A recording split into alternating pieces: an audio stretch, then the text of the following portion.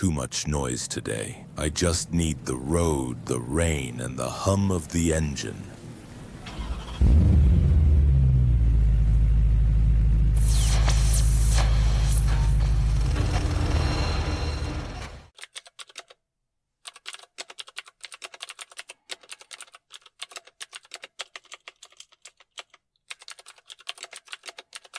Have you ever felt like there's a part of you don't really understand? Like, you're not sure who you really are anymore? I've been there too. Let me share something with you. Maybe it'll help you see things a little clearer. There's this feeling I've carried for as long as I can remember, like I've always been slightly out of sync with the world around me. It's not something dramatic or visible to others, but it colors everything I experience. Even in the middle of laughter or love. Even when life seems good, there's this quiet sense that I'm watching it all from a distance. Like I'm playing a role I didn't fully choose. Have you ever felt that way? Sometimes I look around at people chasing after things, promotions, new cars, approval, perfection, and I wonder if they actually believe that these things will bring them lasting peace. Maybe it works for them, but for me, it all feels hollow, not in a hopeless way. Just like I already know where that road leads, and I'm no longer interested in following it. There was a time when I tried. I really did. I pushed myself to fit in, to care about the same things everyone else seemed to care about. I tried to lose myself in relationships, in ambition, in whatever normal looked like. But I always came back to the same place, feeling like a visitor in my own life. Not unhappy, just not home. For a long time, I thought this meant something was wrong with me. Like maybe I was broken in a way I couldn't quite explain. I didn't have a label for it, and honestly, I didn't want one. I just needed to understand why I felt like I was living slightly outside the frame. Close enough to touch the picture, but never quite inside it. I've started to see now that this isn't a flaw. It's a kind of awareness. An early sign that maybe I'm nearing the end of something deeper. Some long, invisible cycle I can't quite name. It's like being on the edge of waking up from a dream you didn't know you were having. Everything around you still looks the same, but something inside has shifted. You begin to see through the loss. You feel the thinness of it all. When I talk about this with people, which I rarely do, they sometimes think I mean depression or detachment or a fear of life. But it's not that. It's more like a calm detachment from illusion. Like realizing that the stage and the props aren't real. And suddenly you can't take the play as seriously as you once did. You still show up, still speak your lines, still love the people around you, but you know there's something more. I can't say exactly when this began, but I know it's grown stronger with time. I find myself craving stillness more than stimulation. I'd rather sit with my thoughts than escape them.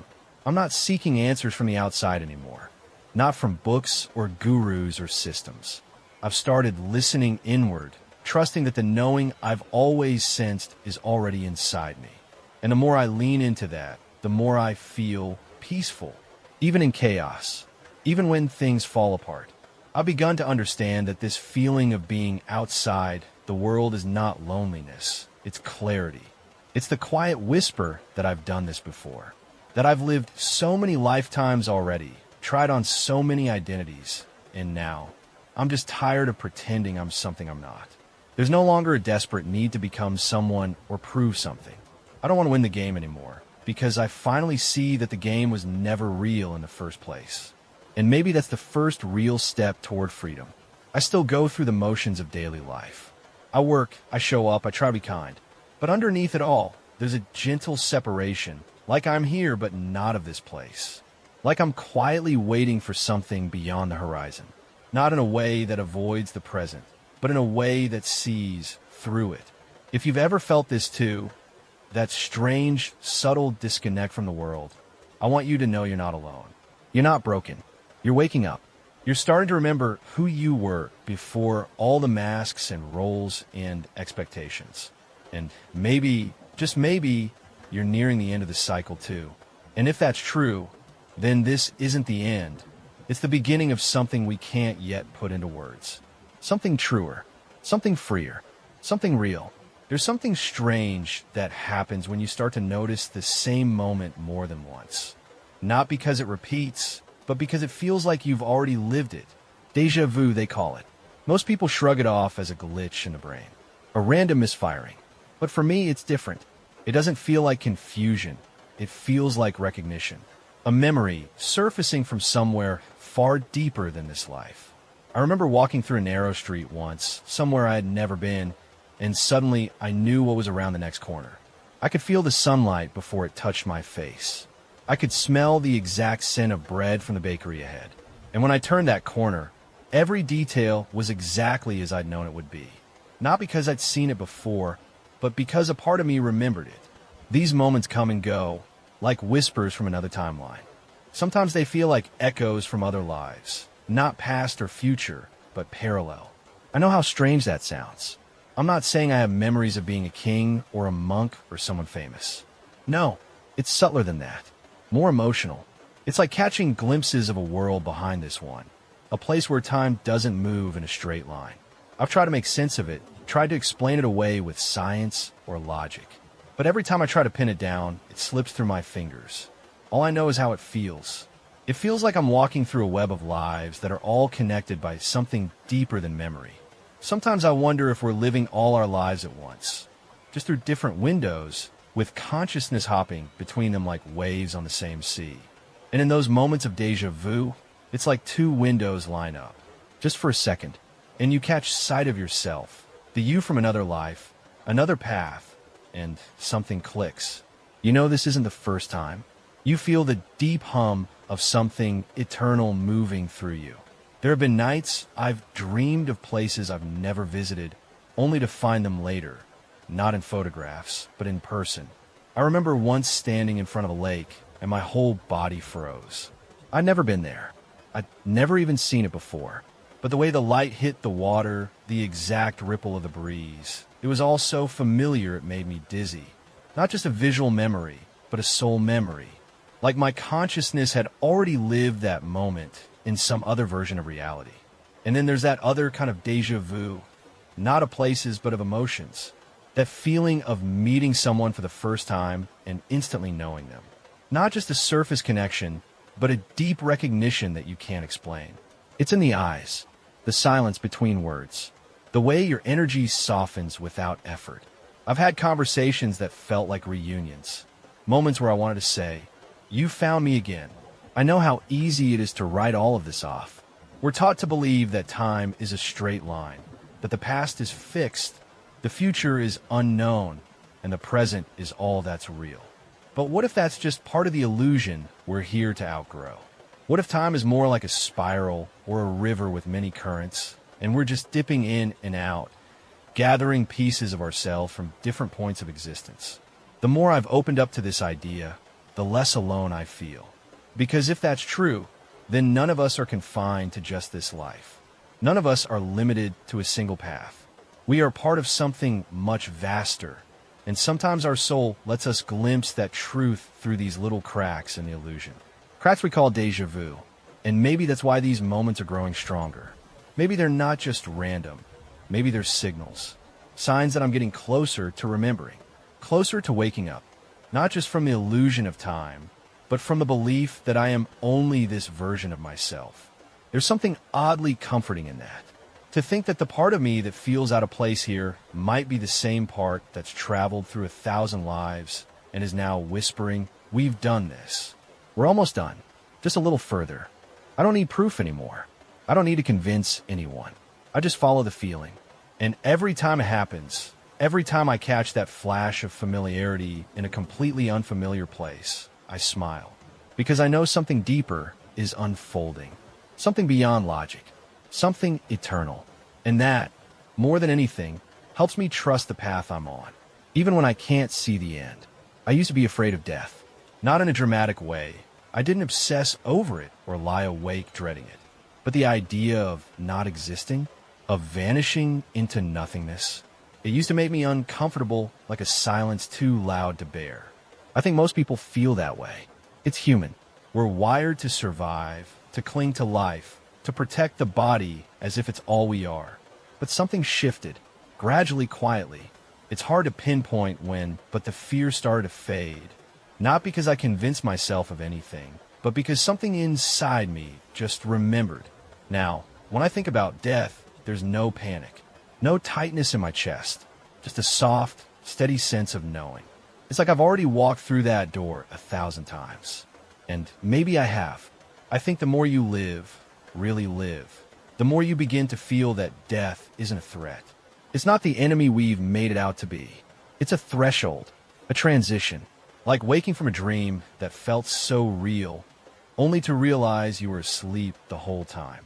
I've had moments, quiet ones, usually where I felt closer to that other side than to this one, like brushing up against a veil I couldn't see but could feel. In those moments, there's no fear, only peace, a kind of peace I've never found in anything external. And I think that's because it doesn't come from this life. It comes from the part of me that knows. And the more I've leaned into that, the more I've come to believe that what we call death is just a return. Not an ending, but a homecoming. The place where all the noise falls away and what's real finally remains. You know, sometimes I think the real fear isn't of death at all. It's a forgetting, of coming back again and again, playing out the same roles, the same pain, the same striving, without remembering who we really are. Because that's what makes the cycle so heavy. Not the living, not even the dying, but the forgetting. And maybe that's what starts to dissolve when you're on your last round. When your soul has seen enough, felt enough, grown tired of the game. You start to remember. You don't need anyone to tell you what comes next. You just feel it. You've done this before. You've let go of bodies, stories, lifetimes. And something inside you has always remained. I remember hearing once that death is like taking off a tight shoe. That made me smile. Not because life is unbearable. It's not. But because there's something about that image that rings true. This body, this personality, this identity, it's beautiful and meaningful, yes. But it's also temporary. It's not all we are. It never was. I've stopped seeing death as an interruption. Now, it feels more like punctuation, a comma between sentences, not the end of the story. Maybe even a pause before the final chapter closes and something entirely new begins. It's funny how much peace comes when you stop resisting the end. You start to live differently. You're less afraid to speak your truth.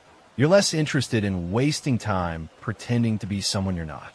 And you love more freely, not out of fear of losing, but out of knowing that nothing real can ever be lost. I think when we reach this point, when the fear of death turns into an understanding, it's a sign that we're nearing the end of the reincarnation cycle. Not because we've mastered anything, but because we've unlearned the illusion. We no longer believe that this life is all there is. We no longer cling to it like it's our only chance. And maybe that's the greatest freedom of all. Not needing to escape death, but embracing it as part of the larger rhythm. Life-death awakening, over and over, until finally, there's nothing left to fear and nothing left to learn. Only remembrance. If you've ever felt that strange calm about death, not indifference, but a quiet inner peace, then maybe you're feeling it too. Maybe a part of you remembers as well. And if so, you're not alone. We've been here before. And this time, maybe we're finally ready to move on. Have you ever had one of those days where everything lines up so perfectly, it feels like the universe is in on something with you? Not just coincidence, but something more intentional. Like you're in sync with something bigger than yourself. That used to happen to me rarely. But lately, it's been happening so often that I can't ignore it anymore. I'll think of someone and they call. I'll be grappling with a question and then a random book falls off a shelf with the answer. I'll be feeling lost and out of nowhere the exact words I needed to hear come through a stranger, a lyric, a sign on the side of the road. It's eerie, but also kind of beautiful. At first, I brushed it off. I figured maybe I was just noticing patterns more or assigning meaning where there wasn't any. But the feeling wouldn't go away. That gentle nudge that life was starting to speak to me. Or maybe I was finally learning how to listen. It's like waking up inside the dream and realizing the dream is responding to your awareness.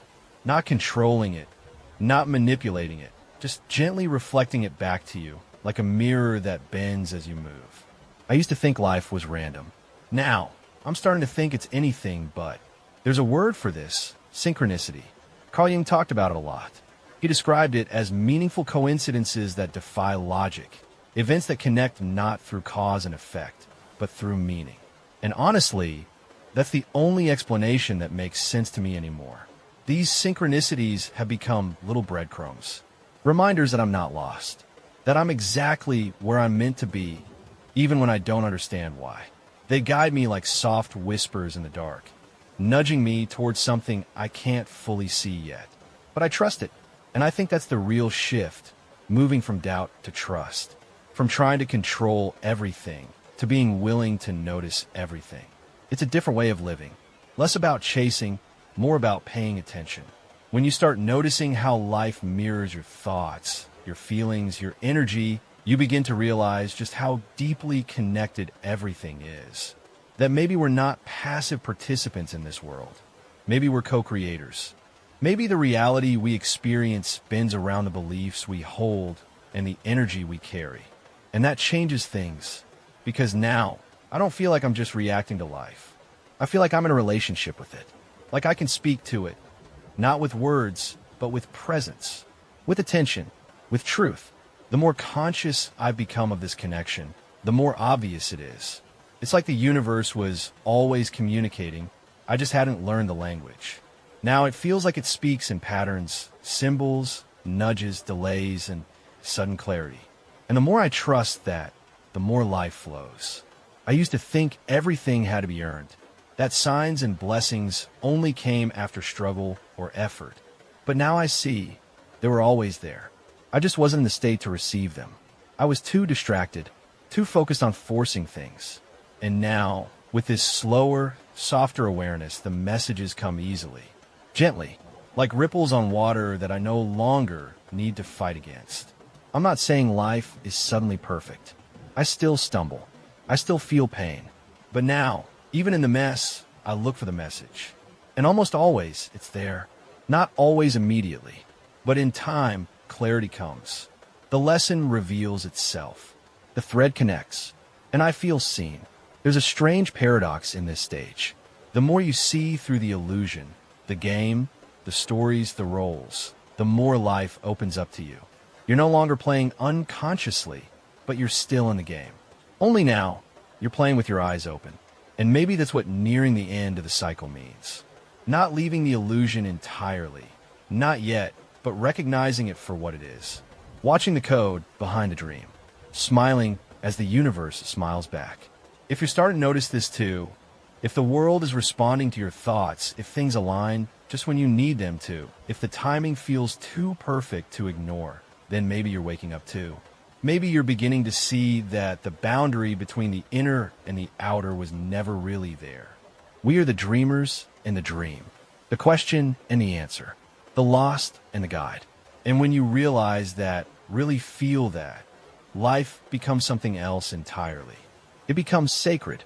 There's a kind of silence that comes, not from loneliness, but from fullness. I didn't expect it.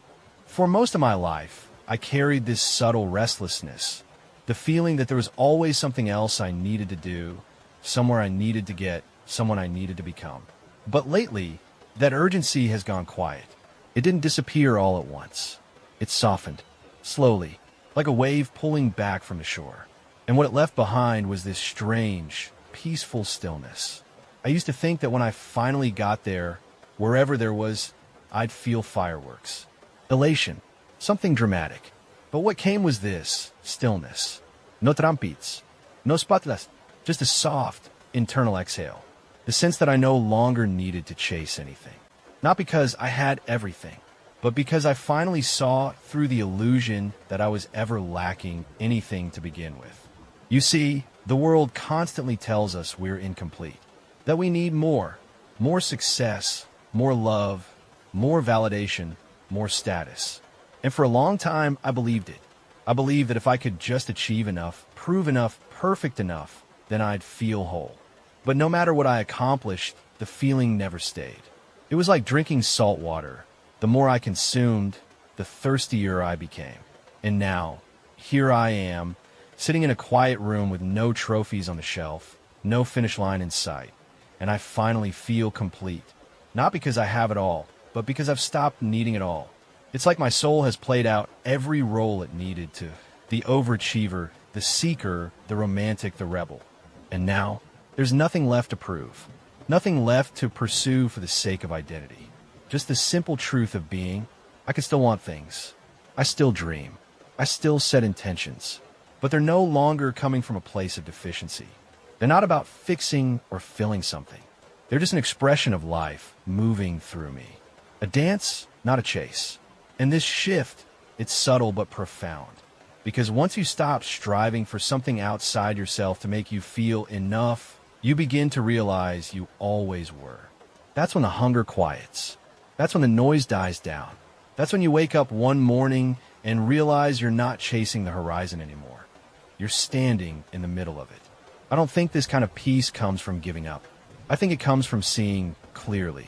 Seeing that the entire system, the goals, the fears, the endless self-improvement was never the point. The point was remembering who you are underneath all of it. And who you are is already whole. It's a strange place to be, honestly. Because when you stop chasing what everyone else is chasing, you also stop fitting into their narratives. You start to feel the gap. The quiet space where people expect you to strive, and instead, you just are. Sometimes people ask me what I'm working toward. What's next? What I want out of life.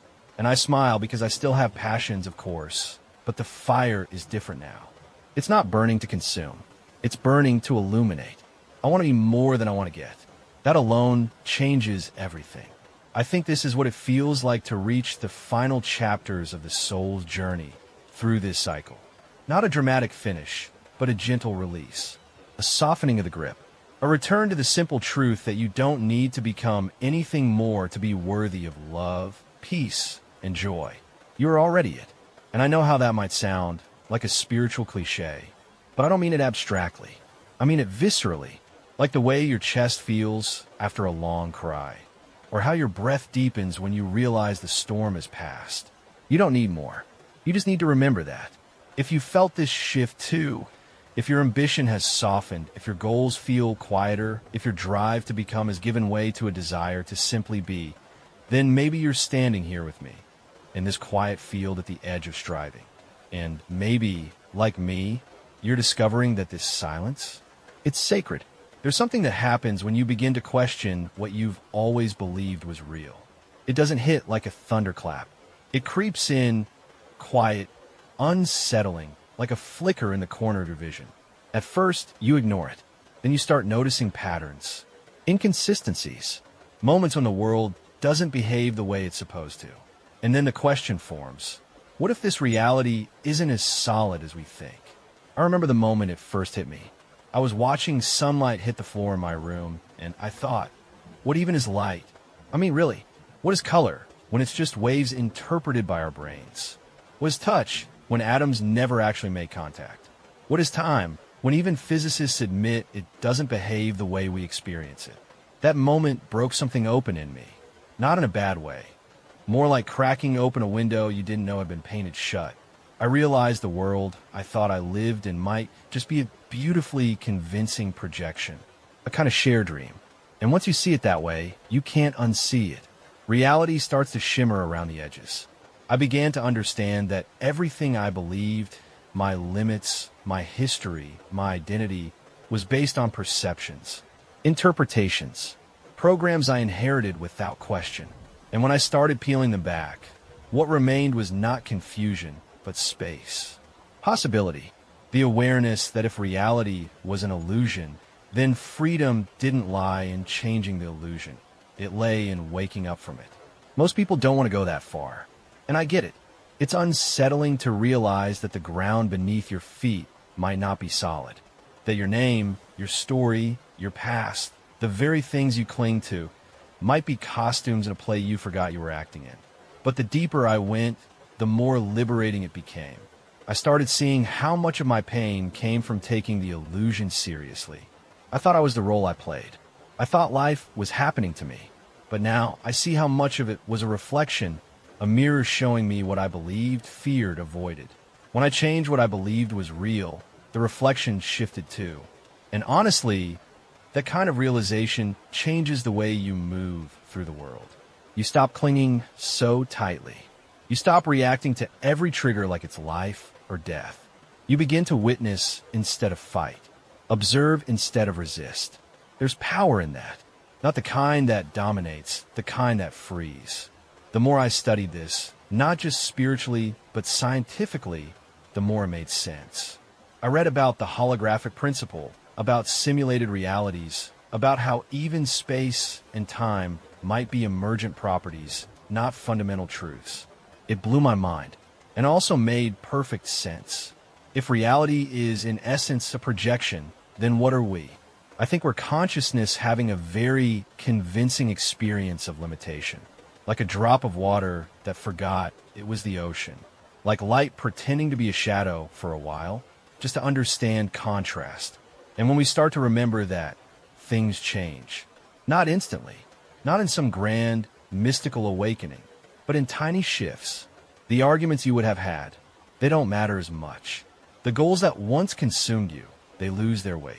The identity you protected so fiercely, it softens. Because now, you're not trying to win the game. You're trying to wake up from it. And I don't mean that in a cynical way. I'm not saying the world is fake or meaningless. In fact, it's the opposite. Once you stop believing the illusion is reality, you can finally appreciate it as the experience it was meant to be: temporary, beautiful, strange, and sacred. You start to play with it, gently, like a lucid dreamer who knows they're dreaming, but still dances through the dream with love. You don't need to escape. You don't need to control. You just see, and that seeing is the beginning of freedom. If you've ever had that feeling that the world isn't quite what it seems, that there's something just behind the curtain, don't ignore it. That's not madness. That's clarity. That's your soul tapping on the glass, saying, hey, there's more. More than the routine. More than the story. More than the endless loop of becoming. There's something behind this. Something vast, quiet, still. And the more you align with it, the more the illusion begins to dissolve. Not all at once, but enough to set you free. There's a moment I keep coming back to, not in memory, but in feeling. It's not tied to a place, a person, or even a specific experience. It's more like a whisper I've carried with me my entire life. A gentle knowing that everything I thought I was isn't really me. I don't mean that in a dramatic way. I'm not talking about some sudden identity crisis or existential spiral. It's more like a slow peeling away of everything I once used to define myself. My name, my story, my preferences, even my pain.